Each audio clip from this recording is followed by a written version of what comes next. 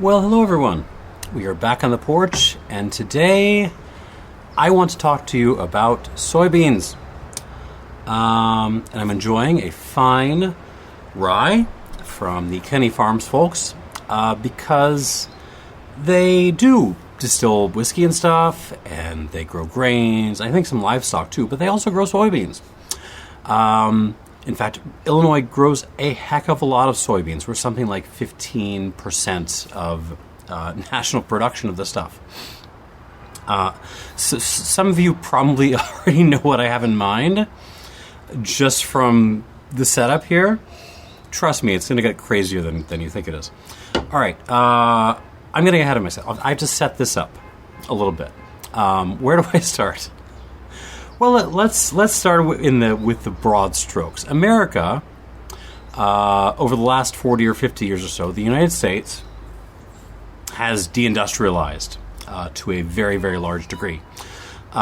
We spent a long time, before the wars, up through the wars, building up all kinds of different industries, production and stuff, and then we sort of abandoned it in a variety of different ways.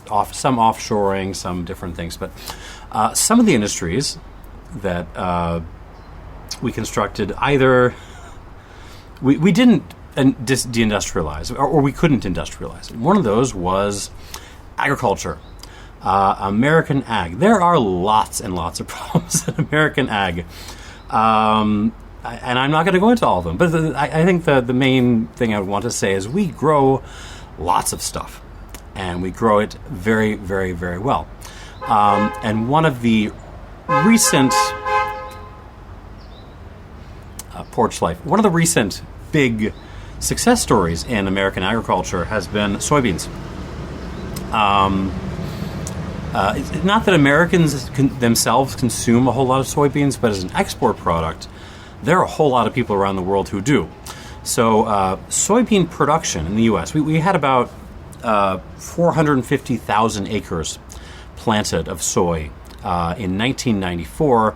That grew to something like 6.4 billion acres in 2017, which is like an order of magnitude more. It became like a $26 billion industry, growing and selling soybeans, mostly abroad.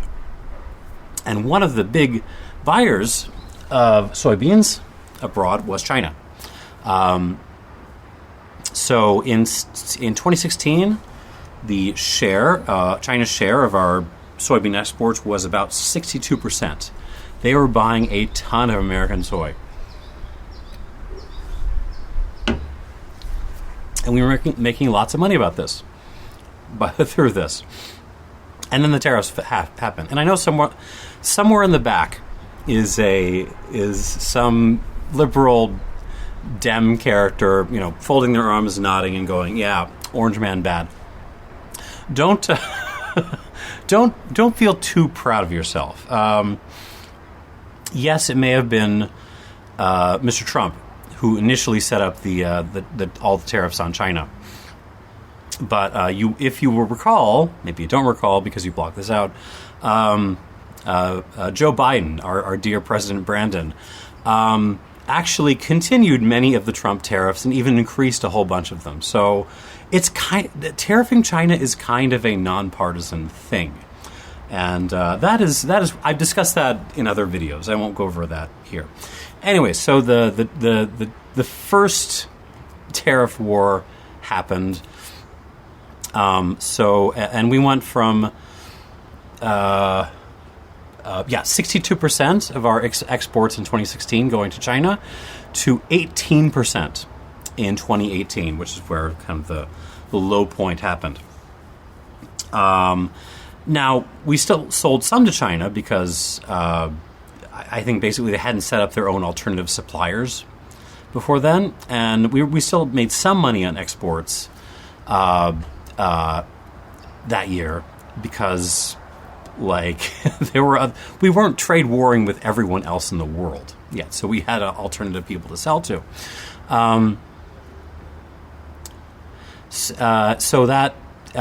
But now, we did recover that. The trade war then kind of cooled down a little bit, and through the kind of late Trump and President Brandon, that the share of our exports going to China climbed back up to about 55%. It never totally regained where it was, because China didn't trust us anymore, which makes total sense. Because if one of your trading partners is getting a little bit unreliable, you're going to seek alternative markets, and for a while now, ever since 2018, basically, China has been trying to set up other soybean suppliers themselves, particularly Brazil. Anyways, this still hit the soybean industry and the farming industry as a whole very, very hard during that first trade war, to the point that there was a $16 billion aid package that was I can't even say passed. It was just an executive order they just pulled out of their hat. That passed in 2019, and most of that was, a little portion of that was buying up crops, as you would have done in the old days, and most of it was just kind of writing checks to farmers.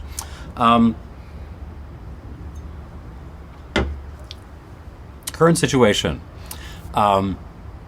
Obviously, we have, upped the trade war. We are now trade warring with China way, way, way more than we were. And also we have gone to trade warring with everyone else in the world at the same time. And maybe you think that's good. Maybe you think like the medium to long term of that looks great. Fine if you think I'm not going to argue with you right now. That's fine. What cannot be argued with is that this has had devastating effects on American ag, and in particular the soybean industry, because China had already cut their orders from the U.S. a little bit. This year, there are no orders for the next year. Like, they have dropped to zero. I don't know if that's going to mean zero exports to China for 2025. I got some through earlier, but it's going to be a heck of a lot lower than 18%. So that is very, very bad. Farmers are harvesting this stuff, and they're just going to have to throw them into bags because, it would be great if we could just sell this stuff to other trading partners, but we're trade warring with them too now. So we are in a bad spot. There are lots of uses for soy, including domestic uses. Obviously human consumption, but it also works very, very well as animal feed, livestock feed in certain kinds of situations. You can make oil out of it. You can make diesel out of it, apparently. So there's all kinds of fun things you can do with soy, but a lot of those routes have already been tapped. They've already been stuffed with soybeans. So if we want to do something with this glut of soybeans that we are currently sitting on, and the time bomb of farmers who are kind of looking at their crops and wondering, are they going to be able to make payroll? Are they going to be able to keep the lights on? Are they going to be able to plant for next year? We're going to have to get creative. So let us talk about one option that in some ways seems obvious, because what have we done historically when we've had just too much of something lying around? A lot of the time we make booze out of it. So there's an idea. Why not just take all this, or at least not all of this, but some of the excess soybeans and ferment and distill them? Distilleries can buy the stuff up at very aggressive pricing and make booze out of it. There are problems with this.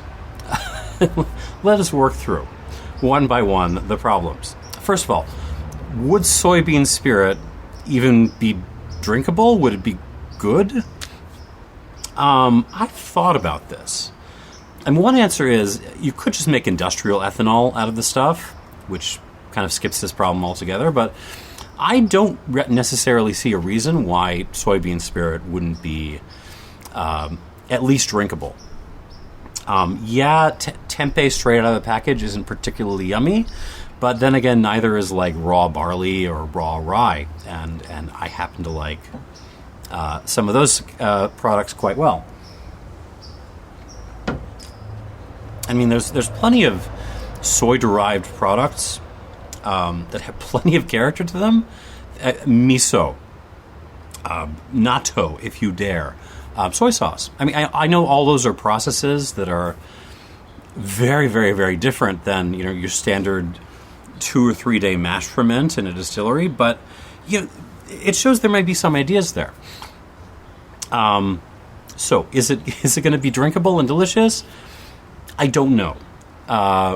Maybe, but I do think even if it's not pleasant off the still, I would bet you money. I will bet you $10 that if you throw it in a new charred oak barrel for a couple of years, it'll do perfectly fine at a minimum. Second problem is techniques. Can you actually ferment and distill this stuff? I think so, but yeah, it'll be a pain in the ass. Because if you look at kind of the makeup of a soybean, the vast majority of its mass is protein and fats and some fiber. It doesn't have a lot of actual fermentable carbohydrates, so you're going to have to filter off all that other stuff, figure out something to do with it. And also, most of the fermentable carbohydrates in there are in the form of like non-starchy polysaccharides. So again, you're going to have to get creative.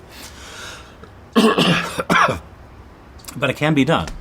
And I will prove it to you. So I did a little bit of research, and I stumbled across a very enigmatic passage that I'm going to read you. So some of you who are very old might remember the Book of Tofu, which came out in the 70s, and this is a big cookbook / tome on tofu, and it was incredibly influential in like the vegetarian communities. Anyways, those authors have a website called, I think it's Soy Info, and stuffed away in the very back of that website is 2 really interesting sentences, and I'm going to read them to you. In Vietnam, a distilled soy alcohol called Rượu Đào Nan, which is basically soybean spirit, soybean liquor, was traditionally made in both the north and central parts of the country prior to the recent wars. They're not that recent anymore, but yes. Now, that's interesting because all of the contemporary rượu I'm aware of, and I've been trying to source that stuff for years now with no success. It doesn't really seem to make its way out of Vietnam. Most of the contemporary rượu I know is rice-based. But there is apparently a historical tradition of making rượu, of making spirit, liquor, out of soy. Next sentence, the fermentation may have included both soybeans and rice. Now that's interesting. This is very vague stuff. Again, it's 2 sentences on the back of a Soybean Info website. That makes kind of sense to me, though. I don't know how much rice would be thrown into this. Is it half? Is it? I'm guessing it's something like what you see in Arak, in Indonesia, where you're using using rice to essentially kick off fermentation. Here would be the same. You have this very stubborn stuff that's difficult to ferment, so you put some rice in to kind of get it cooking a little bit. And this was apparently a thing, and it worked. And they made like drinking spirit out of it. And this was in the age before like modern enzymes and stuff. So there is precedent. This soybean spirit did exist, which suggests it could exist again. But there is a third problem, which is I think an even bigger problem.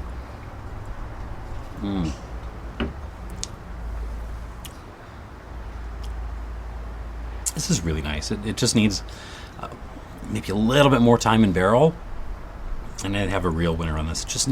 I want it pushing back further on my palate, just a little bit. Anyways, the third problem is the obvious one. Why would distilleries ever do this? Even if they could source soybeans super duper cheap, even if they could get the fermentable starch. I'm sorry, not fermentable saccharides out of there, and make booze out of it. And even if it's good, who is going to buy it? And even if the soybeans are cheap, they still have to pay for labor, they still have to pay for time, they still have to pay for wear and tear on the equipment. They're still spending a lot of money on this. So, why would they bother when right now there's already plenty of spirit around? Distilleries, customers are tightening their belt. Distilleries across the country are closing or idling, and even the ones that aren't, I would bet money, again, $10, that a lot of them are running well below 50% capacity. There's just no incentive to be making booze right now, because who's going to buy it all? So, here's where we get to the crazy part of what I'm proposing. You could appeal to the customer of last resort, namely our federal government. Uncle Sam. Uncle Sam could buy up all the soybean spirit and commission it. Now, all right, let me take a step back. I think you couldn't solve the soybean glut problem that we are currently faced with just by distilling it all away. There's too much of this stuff. But what you could do is create a whole big package of essentially different programs, different experiments, funded by Uncle Sam, to basically try to make new products using soybeans as a base. So a couple of layers of different ways, even more of a step back. You could just write a check to the soybean farmers, as we did. And that's fine. That helps the soybean farmers, but the money doesn't have a lot of velocity to it. It has some. I mean, it's going to help the broader economy a lot. You could instead buy up all of their soybeans, and then you've helped the farmers. You put money into their bank accounts, and also you have a whole bunch of soybeans now, which is like a valuable commodity of some sort. But maybe even more clever and smart than that, I think, you are free to disagree, might be commissioning a whole bunch of stuff using soybeans. Because if all that stuff, if it doesn't work, you've still helped a whole bunch of industries along with the soybean farmers pay labor, keep the lights on, survive as companies.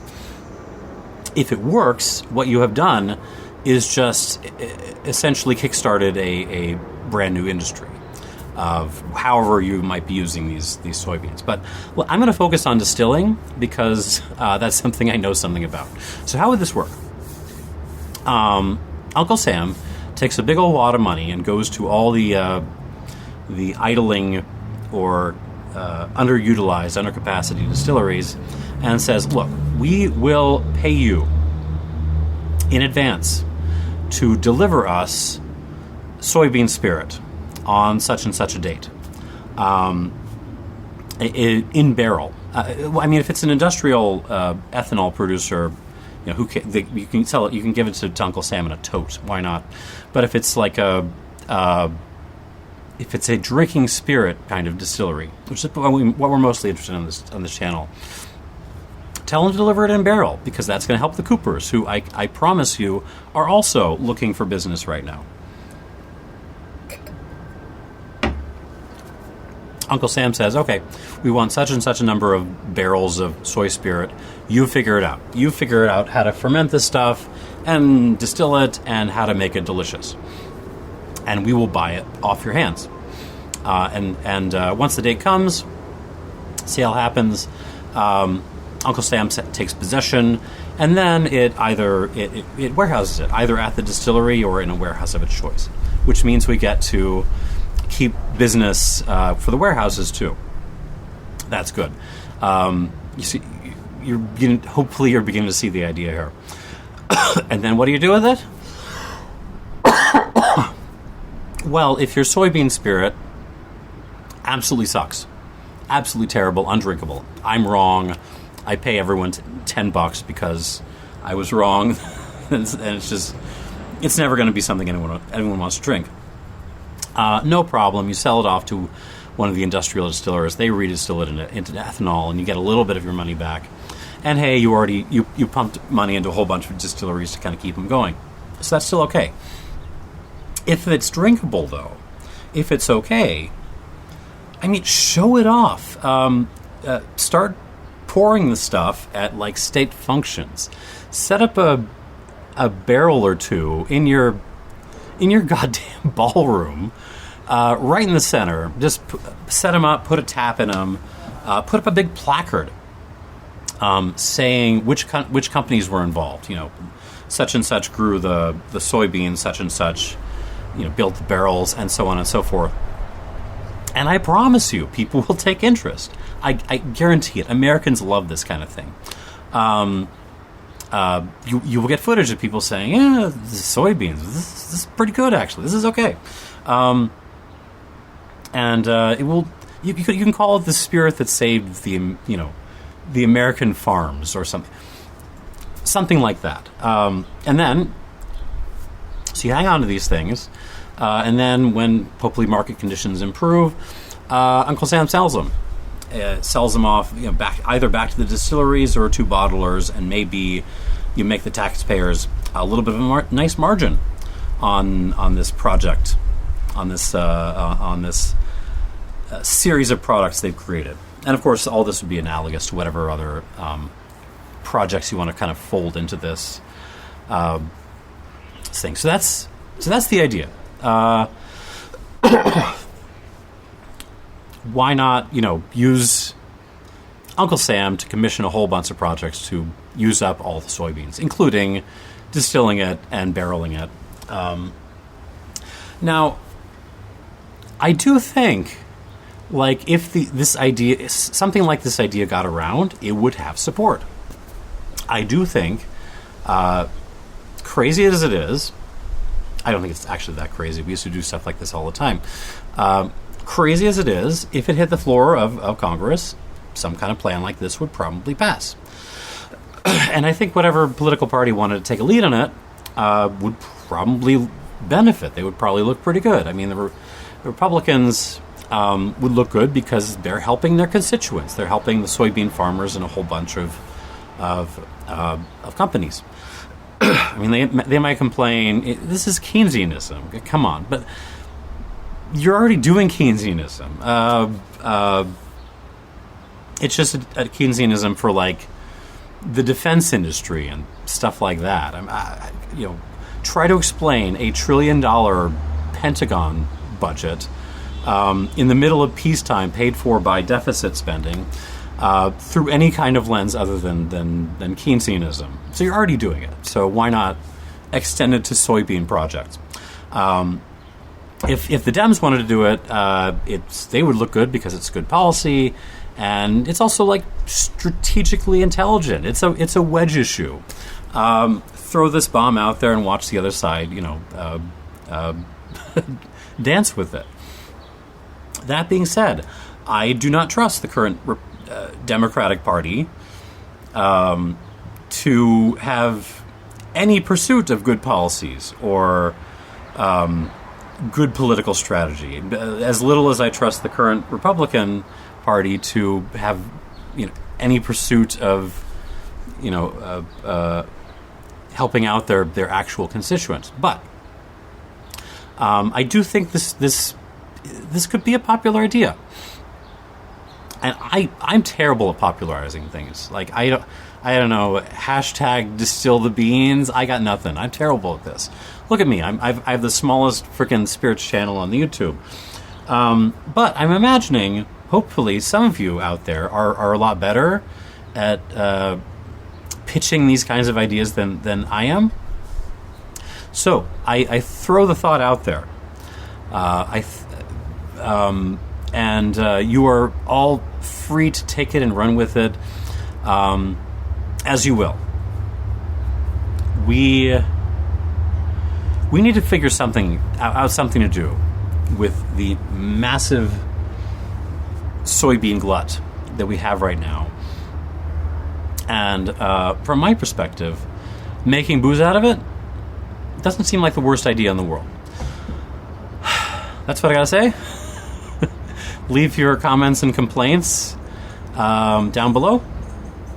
And I'm gonna go drink some rum in a little bit. Thanks for watching, and cheers.